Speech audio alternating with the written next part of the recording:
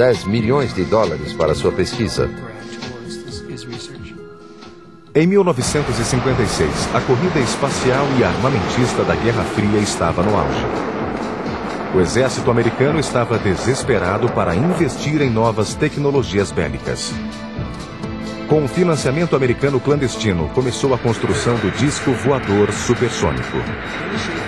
Construíram em tamanho real um avião de 15 metros de diâmetro e 6 motores. Os testes mostraram que esse avião era perigoso. Ele quase matou toda a equipe de Frost. O teste foi quase catastrófico. Os motores do disco saltaram das bases, saíram de controle e quase arrancaram o teto do laboratório de pesquisas. John Frost decidiu que não havia meio de continuar a trabalhar em um disco voador completo.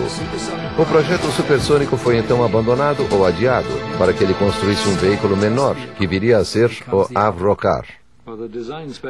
As especificações do Avrocar definiam a velocidade de 480 km por hora, uma velocidade modesta, mas com grande razão de força-peso, maior que 1.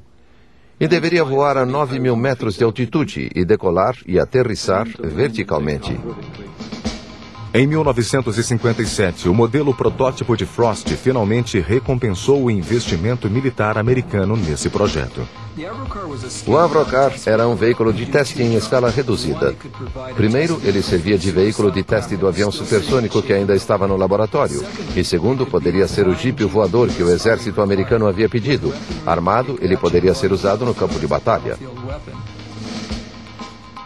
Em 1959, os 2 protótipos de decolagem vertical saíram da fábrica. O objetivo de longo prazo era produzir um disco voador que atingisse 2.400 km por hora.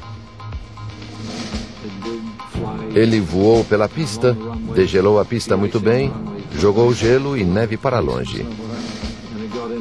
Mas houve problemas sobre uma parte da pista com grama recém-cortada, quando toda a grama se espalhou e voltou para os dutos de exaustão. E tivemos de pensar em como evitar a sucção de objetos para os motores. O disco voador fez vários testes, mas seu formato tornava extremamente difícil qualquer manobra. Era um labirinto de desafios. O maior desafio desse conceito era a total instabilidade de inclinação. Com o centro de navegação colocado tão à frente do centro de gravidade, essa condição não é boa para um voo. Mas os princípios de decolagem vertical e de flutuação funcionavam. Modificações foram feitas, mas a falta de força e os mecanismos de controle inadequados eram dificuldades que deviam ser superadas para que o Avrocar voasse como desejado. À parte o desenvolvimento de um bom controle de inclinação, o único meio conhecido de estabilizar um objeto circular era fazê-lo girar como um frisbee de hoje. A ação de girar daria estabilidade. Alguns dos primeiros desenhos de John Frost tinham de fato vários componentes giratórios.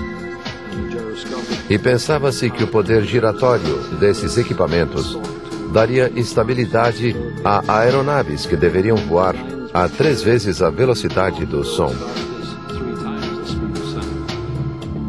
Frost estava convencido de poder controlar o problema da instabilidade.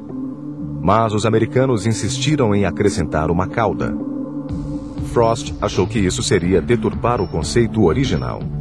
Assim, em dezembro de 1961, o programa de 10 milhões de dólares do disco voador da Avro foi encerrado. Mas alguns engenheiros que trabalharam no projeto não abandonaram totalmente o sonho de Frost. Não há mesmo possibilidade aerodinâmica numa asa circular subsônica. Já supersonicamente, com algumas modificações e alterações de formato, mais para a forma de delta, podem-se vislumbrar resultados. John Frost sempre acreditou que seu conceito original era viável.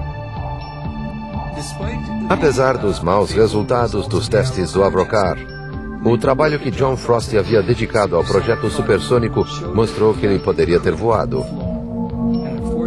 Infelizmente, com o dinheiro parando de fluir, a companhia cancelou o projeto inteiro. Toda a tecnologia voltou aos seus proprietários de então, os Estados Unidos. A tão secreta tecnologia de discos voadores passou para os Estados Unidos. Mas esses fracassos não poderiam estar encobrindo um projeto ainda mais secreto de discos voadores que poderiam funcionar no futuro?